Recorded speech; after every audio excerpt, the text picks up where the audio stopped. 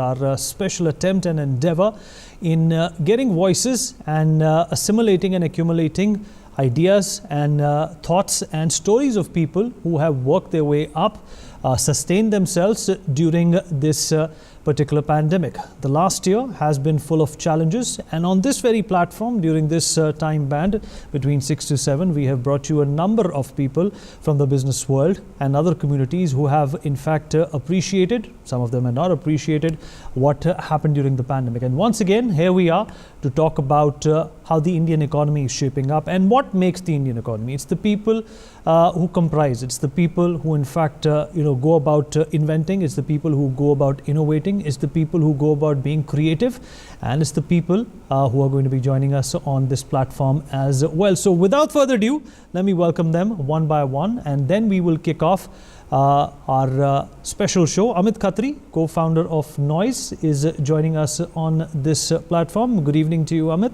Yogesh Bhatia, founder of Detel, is also joining us. Prasanna Rao, Managing Director of Arya Collateral Warehousing Services, is also with us on this platform. Raja Manohar Somasundram, CEO and founder, Aqua Connect, is also joining us on this platform. And last but by no means the least, my partner in crime, my co-anchor, Dr. Anurag Batra, Chairman and Editor-in-Chief of Business World and Exchange for Media Group, also joins us on this very exciting show. I can already see people brimming with smiles and happiness. They perhaps already know, they've come prepared as to what they're going to talk about. But in fact, questions are aplenty. Amit, let me start by asking you, begin by asking you, first up, tell us about your business. How has the pandemic helped you? Has it been detrimental to your business? Has it assuaged your expectations to some extent? Or are you one of those lucky ones who has prospered in an unfettered manner during the pandemic? Please tell us your story, and then we'll go to the rest. Amit, you'll have to unmute yourself. Amit, you'll have to unmute yourself. Yeah. So thanks, Anurag, for calling me here today. So as a brand, Noise, we are into connected lifestyle space where we deal into consumer accessories like smart watches and truly wireless devices, basically. And we want to enable and make people lifestyle better with that. So when we talk about pandemic, yes, it was tough. It was a tough time for the industry overall at that time, but it's about who pivot in the right direction, and you need to be innovative at that time. So when pandemic hit, yes, everyone in the industry or everywhere, nobody had a clue what to do. But then, yes, we could figure around, we spent a lot of time to think about, to talk to consumers, what they are looking for. And yes, as an organization, we could pivot out in a way where we could offer the best products to the consumer. And it has been a good part. I mean, we are able to move out of it in a decent way. So okay. Anurag, you're on mute. Anurag, you'll have to unmute yourself. Anurag, you have to unmute, yeah. Anurag, you'll have to unmute yourself. Anurag, you're still muted. Yes, sorry, for the first time. It was my first time on the show where I was muted. I muted myself. I am now unmuted myself. Okay. But Amit, I'm saying Boat has been a big success story from India. They've built accessories brand from scratch. Now, clearly, it's a very crowded space. So what is your differentiator? What is it that Noise brings to the table that makes consumers kind of stick to Noise? So, first of all, the market is big enough for a lot of brands to come in. But as a brand, we are an aspirational brand, which we cater to a segment where it's an aspirational segment. And our products are not a Me Too product, or our products are very need state to the consumer. Let's say whatever product we launch are very specific. So the aspirational segment is important to us. Okay. And in the last 8 months, accessories and their usage has gone up because people are doing more video calls. Yeah. People are, attending office from home. Children are attending schools from home. People are consuming content. So give us, in terms of the product category, what products are seeing an uptake? Give us a sense through data. Yeah, so we as a brand are a connected lifestyle brand. So we deal into products which is smartwatch and hearable devices, which are earphones and all. And if you look at it, both the both the segments have seen an uptake in the market because smartwatches, people have become more and more health conscious in these days. Now our next set of devices have a lot of sensors which could detect early COVID symptoms. So this is a segment which has taken a huge uptake, and and IDC has rated our brand back to back for 3 quarters the number 1 brand in India. I mean, every one smartwatch sold out of 3 is a Noise smartwatch in the market. And the second segment, when we talk about earwear or the Bluetooth earphones, when we talk about it, yes, the lifestyle pattern has changed. Everybody is having a work from home. So both the categories have seen a huge uptake. Now kids are also having a digital classes these days. So both the categories have gone uptake in the consumption. As a brand, yeah. Amit, over the next 2 weeks, we'll be entering 2021. Going into 2021, what are your top 3 predictions for accessories and gadgets as a category? So I won't say it as a prediction, but yes, the industry has just taken a start onto the wearable, the Bluetooth earphones and smartwatches, and they have just started bringing big. So there will be a huge uptake in both the segments. I mean, the lifestyle, the consumption pattern, what has happened, each one of us will have multiple Bluetooth devices for different need case. Let's say you would have one for work from home, another device for watching Netflix, or another device for an active lifestyle. And definitely smartwatch are in because we all have become more and more health conscious to it. Amit, clearly the category is growing and you're growing, and we're very proud that a brand like Noise, which is literally Atmanirbhar, homegrown, is growing. But let me go to Raja Manohar. Raja Manohar, give us a sense of how your business has done in the last 8 months and where are you headed over the next few months, and give us the pivot you've taken in the last 8 months to be able to reinvent your business. Raja Manohar, you have to unmute yourself, Raja Manohar. Yeah, thank you. Thank you for the opportunity to represent one of the most underrepresented sector. We are the second largest fish producers in the world, just next to China. The meteoric rise in the shrimp production and exports made India as the largest exporter of frozen shrimp. Yet we are underrepresented. Thank you once again for having me here and share my experiences. So I run AquaConnect. It is an aquaculture technology platform. So aquaculture broadly refers to the cultivation of fish and shrimp in the inland ponds and marine cages. So we work with shrimp and fish farmers to improve their yield, provide access to quality inputs, access to farm loans, and further market linkages to improve their value realization of their produce. So Anuragji, this was required because this is a very new sector, unlike the consumer electronics. So I had to give this background of this. So in general, we work with about 26,000 shrimp and fish farmers in the states of Andhra, Gujarat, Orissa, and Tamil Nadu. And talking about our business during the COVID time, so the biggest challenges for this aquaculture sector was the lockdown and restriction of movements, right? As 90% of the shrimp produced is exported, there was a huge dependence on the orders from the overseas and the movement of cargoes as well. So overall, we had challenges getting the inputs to the farms and taking the harvested produce to the buyers as well, right?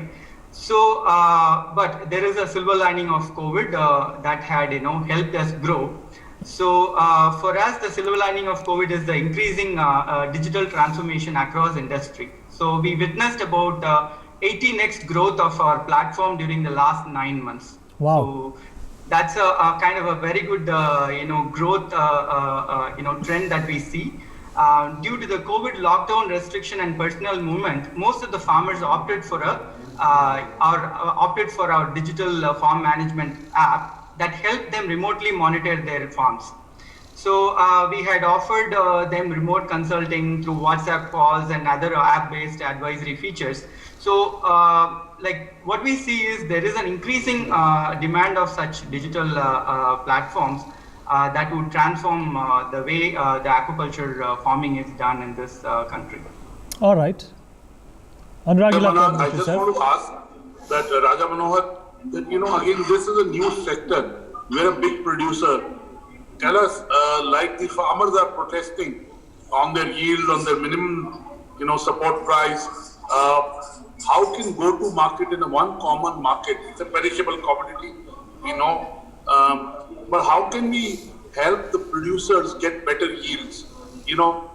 As we go into 2021, what are the 3 interventions that either the industry needs to do or the government needs to do so as to provide better yields to the producers? And in the first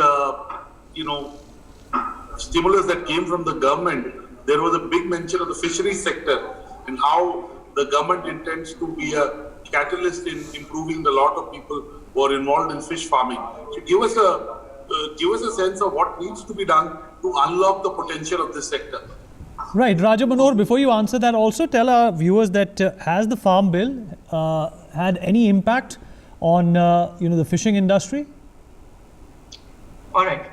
So first, let me answer your question on the Farm Bill impact on the fisheries sector. As I mentioned before, so we export close to $7 billion worth seafoods every year.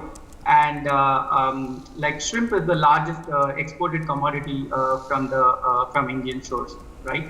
So 90% of our farm produce shrimp is being exported. So we had a very little impact in terms of minimum support price because most of the commodity is being exported, and the shrimp farmers are happy with the price that they have been getting from the processors and buyers in India as of now. So it was never under the MSP regulation. So this industry doesn't get impacted much about these because of these new farm bills. In terms of answering Anurag's question, so like on Monday, Honorable Vice President Mr. Venkaiah Naidu has given a speech on the potential of aquaculture in India. So there are larger development that needs to be done in terms of improving the yield and reducing the cost of farming, and finally getting a better value realization for the produce of the farmers. So his speech mainly centered around 3 points. That is about sustainable management of the resources.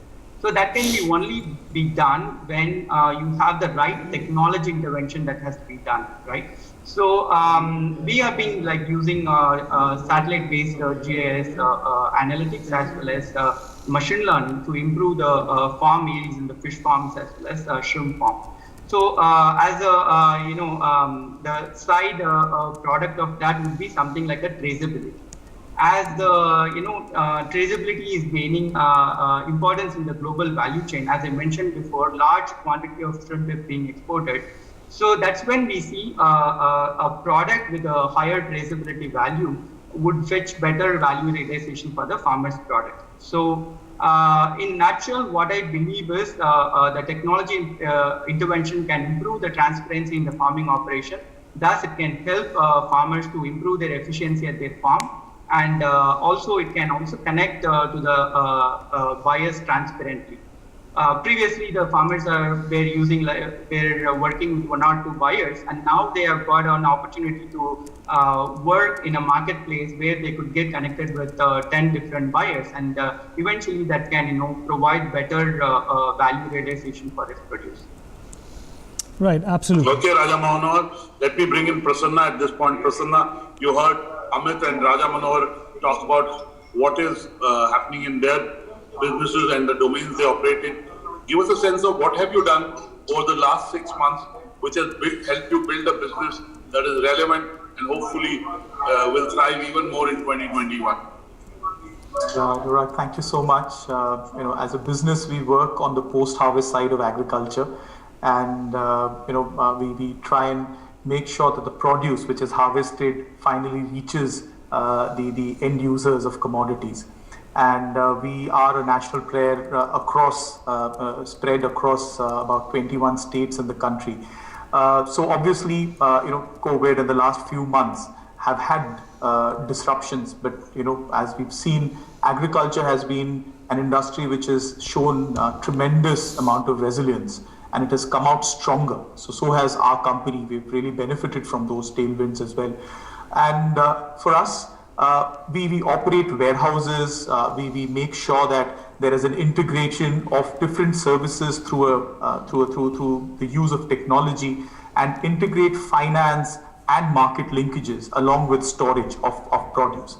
And over the past few months, what we've done is to really pivot into a digital platform which brings together all of the post-harvest services of aggregation, storage, finance, and market linkages all together on one platform. And what we've seen is about a 6x growth in terms of our business. We are, we handle about $1 billion worth of agriculture produce spread across 1,500 warehouses in the country. And with the digital platform, whatever we built in about 5 years, a similar amount of volume was added in the last 6 months on our platform. So I think, these are the tailwinds that, this is the silver lining that the pandemic has really brought about. The acceptance and adoption of technology has been tremendous. And we know that there are challenges to be able to reach to the farmers, the small farmer producer organizations, and smaller aggregators in smaller markets with the help of technology. But the amount of traction that we've seen in terms of adoption of technology has been extremely encouraging. Right, absolutely. And Prasanna, also tell us, you speak of technology, you speak about digitization and how it's penetrated our life and how it's in fact changed everything. People you would least expect to be inclined towards the digital medium are adept at it today. But, the contention, or rather the apprehension, is that when will it actually start to help the rural population of our country, which in a way does not have the wherewithal, the apparatus also, to deal with this digital revolution? It is a process, but it is extremely encouraging to see the kind of adoption that is happening. I mean, I could certainly talk about the business that we do. When we started out, we really found that there is no visibility of agriculture warehouses across the country. Even the finance minister had spoken about it in the last budget, where we talked about geotagging of all agriculture warehouses. So being a post-harvest services company, we have digitized agriculture warehouses. And today, as we speak, though it is a small number, we have about 3,000 agriculture warehouses listed across 300 districts of the country, where farmer producer organizations and small aggregators could locate a warehouse, can select a warehouse on more than 100 parameters. Now, the platform also brings in finance, because if you want to store your produce, you would require finance and avail finance to be able to bridge that working capital gap. And finally, you are able to sell the produce on the platform itself. With the disruption of markets, these services have been essential. So we've seen a significant growth in terms of people intending to store the produce rather than selling it at distressed values. So it is a rational need, and our belief is that the product that you design has to be designed keeping in mind the reality of the end consumer that you're trying to service. So if you're trying to service a farmer, you will have to make your UX, you have to make your UI, you have to make your platform understandable by that particular target audience. And I think that's going to be extremely critical. With the kind of advances in technology, with the kind of use of AI, I think making that possible is, making that happen is certainly possible. Using of voice bots, for example, or making sure that what you want to offer to that end consumer is understood by them. Just to give you a small example, because we really sometimes feel that these are farmers, they probably do not understand technology. But if you see the penetration of Facebook and YouTube in these markets is exceptionally high. I mean, maybe today in the urban audiences, we find that, probably Facebook isn't so cool. Maybe Instagram is, or maybe a few other platforms are. But in the rural markets, Facebook still continues to be extremely relevant. And we'll have to find ways, keeping in mind the realities of the market that exist. And I really see, and I'm extremely hopeful Right. that many entities like us and companies like us would certainly follow these leads. Superb. Yogesh, it is your second time on the show. I remember 6 months back you were on the show, and you just started with a thermometer. You started producing devices for COVID, what the economy needs. Give us an update on what is the progress you and your company have made in the last 6 months, and where are you headed? First of all, thanks Mr. Anurag to inviting me again, and it's my all pleasure. जैसा कि मैंने आपको last time भी बताया था, जो हमें ये टाइम मिला लॉकडाउन का, जिसमें हम लोग कुछ और अच्छा अपने कंज्यूमर का करने के लिए सोच पाए कि डिजिटल ब्रांड को लोग वैल्यू फॉर मनी ब्रांड के नाम से जानते हैं। हमारा उद्देश्य, हमारा विजन यही होता है कि हम लोगों को कम वैल्यू पे अच्छा प्रोडक्ट अच्छी टेक्नोलॉजी के साथ प्रोवाइड करवा पाए। पैंडेमिक लोकेशन में सिचुएशन में जैसा आपने अभी थर्मामीटर बताया, अभी रिसेंटली हम लोगों ने एक बीपी मॉनिटर लॉन्च किया है जो कि लास्ट वीक ही लॉन्च हुआ है, जो मार्केट में available BP monitors without voice आते हैं। इसमें हमने विद वॉइस कंट्रोल किया है, जो कस्टमर जो पेशेंट उसको रीड नहीं कर सकते, वॉइस के साथ उसको पूरी की पूरी कंप्लीट डिटेल्स मिलेंगी और साथ में टू पर्संस के लिए 99 टाइम्स उनका मेमोरी फीड हो जाएगा।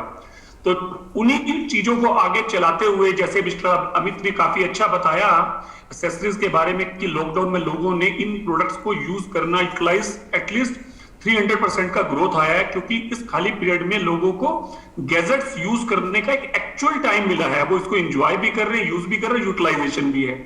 तो डिजिटल का जैसा कि एक इंडिया की कंपनी के होने के नाते कमिटमेंट है कि हम लोगों को अपने एक अच्छे टेक्नोलॉजी के product value for money pan India provide कराते हैं, और इसी सिलसिले से हम आगे बढ़ते चले जा रहे हैं। साथ ही अगस्त में हम लोगों ने एक इलेक्ट्रिक व्हीकल लॉन्च किया था डिजिटल इजी के नाम से, two wheeler electric vehicle which was world's most economical electric vehicle with lithium ion battery. उसी दिशा में आगे बढ़ते हुए हम लोग in the month of March में एक अपग्रेडेड मॉडल और लेकर आ रहे हैं, जो कि ट्रेंडी और डिजाइनर मॉडल होगा, जो मार्केट में अवेलेबल प्रोडक्ट्स जो लेड एसिड बैटरी के साथ आते हैं उससे मच देन बेटर होगा और इकोनॉमिकल प्राइस पर होगा। साथ ही इलेक्ट्रिक व्हीकल में हम लोगों ने एक हेलमेट का इनिशिएटिव लिया है। हेलमेट हमारे देश की एक सबसे बड़ी जरूरत है, जो कि मार्केट में अभी 3 ही ब्रांड रूल कर रहे थे। मार्केट में अनब्रांडेड हेलमेट्स को अगेंस्ट करते हुए हम लोगों ने ISI BIS अप्रूव्ड एक हेलमेट भी लॉन्च किया है, very affordable price at 699 rupees.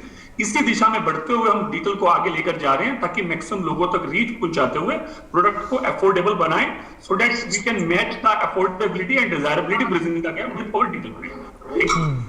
जी बिल्कुल। योगेश, अब Thank you so much.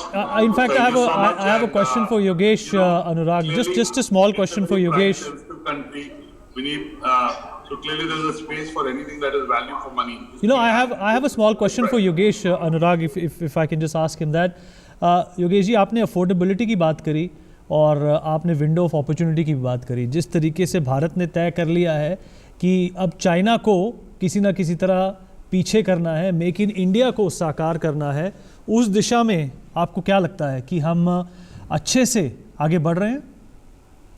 जी, आपका प्रश्न बहुत वैलिड प्रश्न है। जैसा कि वोकल फॉर लोकल आत्मनिर्भर भारत का जो इनिशिएटिव चल रहा है, तो चारों तरफ एक लहर शुरू हो चुकी है। जैसा आज से 5 साल पहले एक स्टार्टअप नाम की लहर शुरू हुई थी, तो आज की डेट में वोकल फॉर लोकल और आत्मनिर्भर की लहर शुरू हो गई है। आज हमारा कंज्यूमर कोई भी प्रोडक्ट खरीदने से पहले सबसे पहले ये देखता है कि ये प्रोडक्ट मेड इन चाइना तो नहीं है, ये वोकल फॉर लोकल नहीं है लहर लाई है, जिससे कि लोगों में एक चीज आत्मनिर्भरता आ रही है कि हम इंडियन मैन्युफैक्चरर, इंडियन ब्रांड को प्रायोरिटी दें, बढ़ावा दें। पहले हम क्या कहते थे, कोई भी चीज लेनी है इंपोर्टेड लेनी है। अब हम लोगों में, इंडियंस में एक मेंटेलिटी चेंज हुई है काफी समय से कि हम लोग vocal for local made in India products को देख रहे हैं। जो प्रश्न आपने किया, हम चाइना के अगेंस्ट तो जा रहे हैं, क्या चाइना के जितना स्टैंड हो पाना हमारे लिए इस कम वक्त में पॉसिबल है? जी 101% पॉसिबल है। It will take some more time और धीरे धीरे चीजें अपना रूप लेती चली जाएंगी और आने वाले समय में काफी कुछ आत्मनिर्भर हो जाएगा। Right. Because very well for the economy, if we have Indian entrepreneurs who produce products and services at Indian prices and which are fully integrated from a supply chain standpoint in India, I think that emotional, kind of, purchasing behavior will give fillip to a lot of Indian companies and Indian products. Let me come back to you, Amit. Amit, you know, gadgets is a category that has very big rate of obsolescence. You know, new features come, new ideas come, new designs come. Your category has to upgrade itself every 3 months. I wouldn't even say 6 months. So what are you doing to be able to capitalize on the new opportunities that COVID presents? So Anurag, as a brand, we really focus on keeping a close eye with the consumer, interacting the consumer, and having a feedback with the consumer. So every week, you won't believe, post-COVID, we have started having Zoom calls with the consumer. So we know what consumers are looking for. So every 3 months is not a statement, I would say, is the right one, but yes, 6 to 8 months is the cycle where consumers are looking for, and when we are very much aggressively interacting with the consumers, we know where the tremors are coming from. So we know in advance what consumers want, and we are aggressively working on that. I think consumer tells us what they want. So it really helps us in coming out what is the next product they are working. So I would say it is a co-creation. Have you seen the Chinese owned and Chinese manufactured product, their market share going down? Is that a reality or it is just a rhetoric? No. So I would like to add on to Yogesh that it is now consumers have started valuing the homegrown brands. I mean, before that was a thing that they wanted to buy imported brands or the other Chinese brands or the West brands. But if you look at it, the kind of brands have taken share. Boat is also for an example. Noise is an example. Both the homegrown brands are growing. And if you look at us, we are the number one watch in the smartwatch brand in the smartwatch space. So we are way ahead than Realme, Xiaomi. We own 30% of the market. So that's a clear indication that consumers are loving us. All right. So and that is happening across all the categories, yeah. And as a brand, if you see, we have actually grown 17x in the past 30 months' time. So that's the growth we have seen as a brand. We've been talking about the economy, we've been talking about the experiences and how certain companies we heard on this platform just a few minutes ago have grown 17x, 15x, 10x times. That is incredible. That is fabulous. And before we took a break, we wanted to check from you what have been your lockdown lessons. Amit, coming to you, tell us about your response to the stimulus package which has been promulgated by the government. There are a couple of them that have come out. Obviously, you are doing well, so I'm sure you're not missing that stimulus package too much. But still tell us, what has been your response? You know of friends, of relatives who either in fact were able to leverage that stimulus package or had the opportunity but declined. So I would say for a stimulus package, it is overall in the positive health for the industry. If you look at it, government has given a huge stimulus for the Make in India campaign. If you look at it, so which has pushed a lot of companies to set up the manufacturing base. In fact, the bigger giants also are pushed to do that, which will eventually generate a lot of employment in the country, and I think that should impact the economy as an overall thing. And in 4 to 5 years' time, I think we'll be poised as a strong global supply chain partner across the globe. Okay. And Amit, dare I ask you, what have been your top lockdown lessons as an entrepreneur? What has changed in your thinking and way of doing business that wasn't there before COVID? So I think that post-COVID, we have learned to go a little more faster. Interacting with the consumers has really helped us to bring solutions which actually consumers look for. In fact, you won't believe, when we interact with the community, they started telling us that in an app, we want a Arogya Setu reminder. Or now the earphones, what you are bringing doesn't have a work from home or a good calling quality, for an example. So we have to work on solutions which actually consumers are looking for, and not for the solutions what we think are right. And actually won't believe, this COVID gave us an opportunity to really have a good insight in the consumers and the kind of products we are bringing right now. We launched a product called AirBird, and you won't believe, it was such a phenomenal response that we got sold out on the first day of the launch. So I mean, the co-creation with the community and being nimble, innovative, finding the right solution, that is the right way. And I mean, we need to choose the right path. You need to be very quick. If one solution is not working, you need to move on to the second. And if not, then you have to move on to the third one. Okay. Let us go to Prasanna. Prasanna, what is your view on the stimulus from the government? Has it worked for the entrepreneur? What can the government do better? And what are your top lockdown lessons? In terms of the stimulus package specifically, I'll talk about the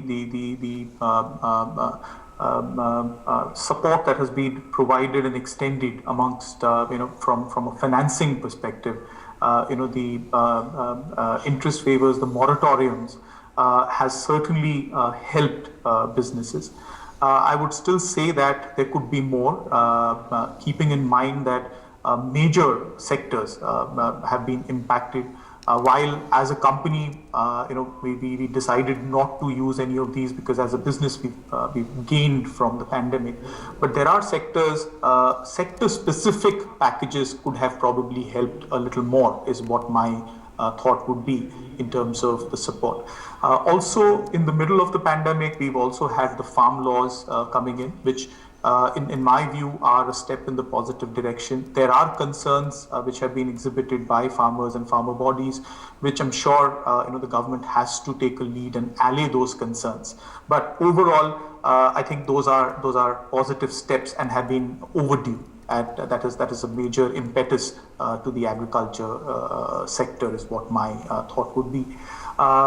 In terms of the pandemic and how we look at our business and the takeaways for us, as a company, we've been among the few startups who've been able to raise money in the midst of the pandemic. So we've raised recently closed a round of $21 million coming into the company in a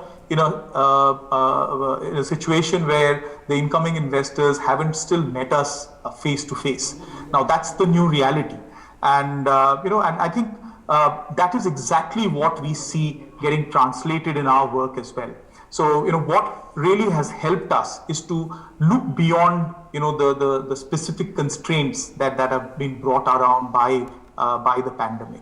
So to be able to reach out to customers using technology, to be able to manage your warehouses and your business, which also includes a significant part of the lending business for us, to use technology to be able to do that. So those are specific innovations that have been able to be brought in for us.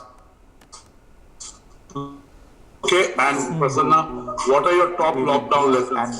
What are the things that you've learned as an entrepreneur that will hold you in good stead throughout your life? I think to be able to spot the opportunity in the midst of adversity. I think that's been exceptionally exceptional for us, and it's also a lesson to see how new business models came up. I think Amit also mentioned to be able to be nimble-footed, to try out things, to close that feedback loop faster. So that to say, okay, we tried this, didn't work, let's try and innovate, add a new thing. I think that's the other thing that one has really learned. The third thing that one has learned, at least as an entrepreneur, is to work with frugal resources. Whatever resources are available, how do you make sure that you can get a bigger bang from that buck is extremely important. And it's also to make sure that you pass that on to your customer. To make sure that if the customer is spending a rupee on your service, how do you make sure that you actually give him or give her a return which is more than what he or she really derived in the past. So I think those have been specific kind of learnings for us. Okay.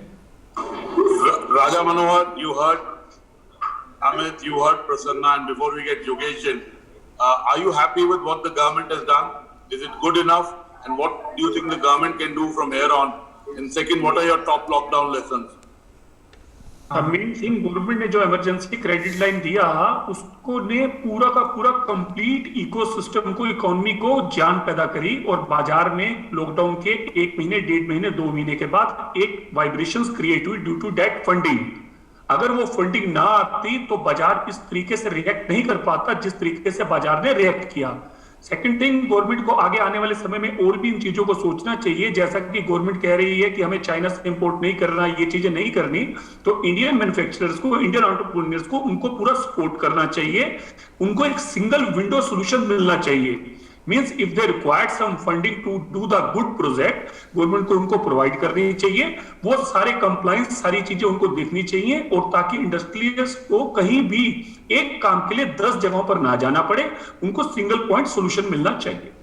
Yogesh, कुछ लोगों का ये भी मानना है जिन्होंने सरकार का ये स्टिमुलस पैकेज या लोन लेने से मना कर दिया कि जब बिजनेस ही नहीं है तो और पैसा मार्केट से उठा के अपना नुकसान क्यों कराए, और ऐसे ये वही लोग हैं जिनका इस पैंडेमिक की वजह से बिजनेस ठप हो गया है, उनके लिए क्या हिदायत देंगे आप?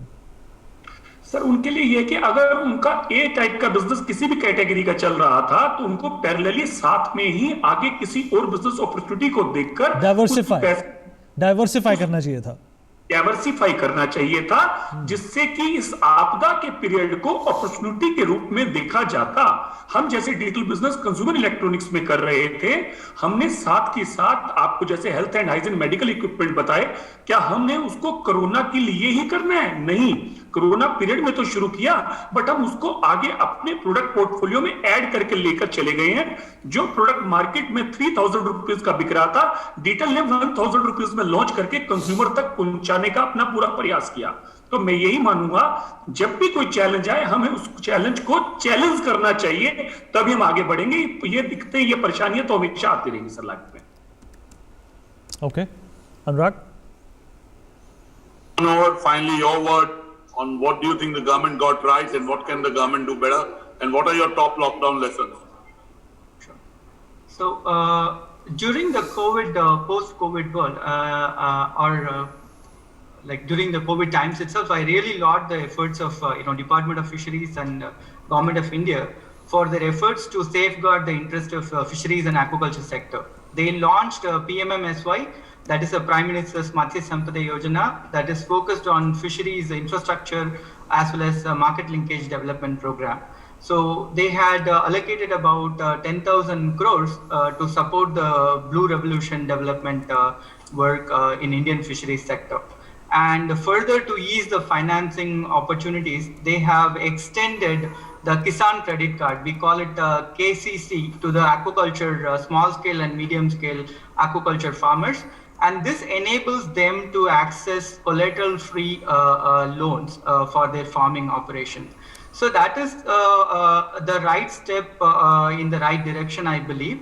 And further, the government has been talking about improving the technology intervention in the sector, and they are also talking about financing such technology intervention. So I believe that would really help the sector to kind of sustainably grow for a very long time. So in terms of lockdown lessons, as Amit as well as the other panelists have mentioned, so necessity is the mother of invention. So that is something that I kind of learned during this time. So I congratulate Arya, a founder, for raising a huge round of funding during this pandemic times, which we would have never thought it would have happened earlier. So we haven't met some of the investors. Still, they were like interacting with us over the past 9 months, and many of these companies have raised their funds. So that's a new normal that I see. And some of the clients, customers, I have never seen, but we have implemented a farm management solution for them as well. So this is a huge lesson that there is this digital transformation, and we are at the forefront of providing such digital transformation to the consumers of India, farmers of India. So I think the pandemic has given an opportunity for us to work frugal and kind of really speeden up our innovation over technology mediums. Without even meeting each other in person, things were happening. Okay. All right. One thing, Vineet, one of the things, Amit, you want to make a point? Go ahead. Yeah. No, I would want to mention that, during that time in March and April when everything was under lockdown, so most of the organizations or companies were into a panic mode.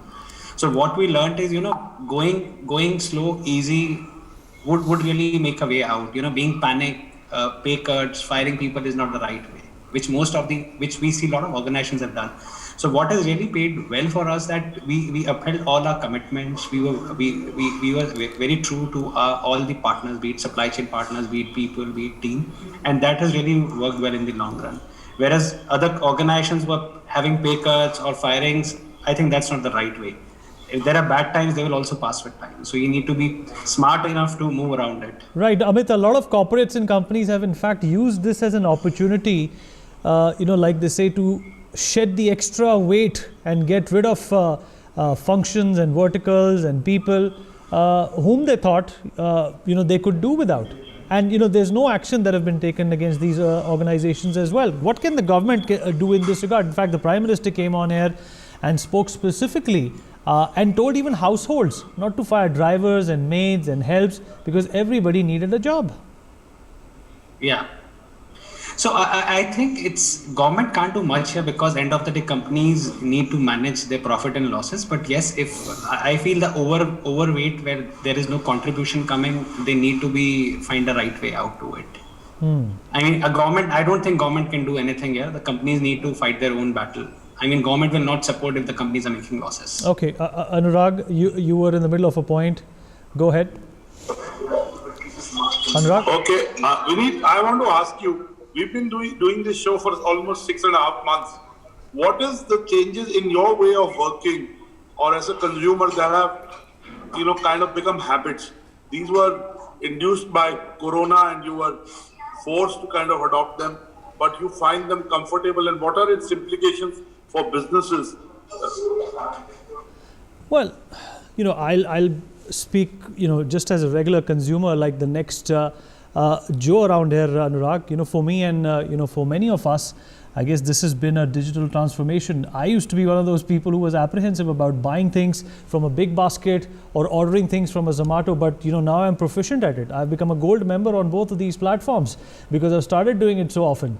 So that's a sea change which has come about in me, and it is something which is the norm. Either you're with it or you get left behind. That is how I see it. If you don't follow the trend, it's you will have to bend later on, and that's exactly what a lot of us feel as well. In fact, let me ask you, Anurag, as well. You've been always digitally savvy, technologically you've kept up the rank. Have you made any changes in your lifestyle, Anurag, or do you think it's been the same? Even despite the pandemic? Clearly, I've got used to doing business virtually. I got to doing the show virtually, doing a lot of meetings virtually. I have made 2 trips. Tomorrow will be my 3rd trip, but predominantly we've got to working from anywhere. Clearly, digital has become a way of life. Virtual has become a way of life. And as Amit said, we've learned to do a lot more with much less resources. I don't think I'm grateful to God for the fact that we've been able to move audiences online and be able to build a business model around it. And in fact, I would say that really, there has been digital transformation which has been thrust upon us. And what we had planned to achieve in 18 to 24 months, we achieved in the first 4 months in terms of our targets. So clearly, digital transformation has been forced, but it's been a good one, and it has got us to a journey which we may continue on irrespective of what happens with the environment, because we've discovered new ways of doing business which are convenient, they're cost effective, and they have a high impact. Today, as Raja Manohar was saying, that today producers can take their, produce to a multitude of buyers. Similarly, clearly, the scaling up of businesses happen digitally. So I would say for the media business, in the short term, it may have been a disruption, but in the medium term and long term, if you adopt to the digital domain, you're unlocking your potential and optimizing it rightly. Absolutely.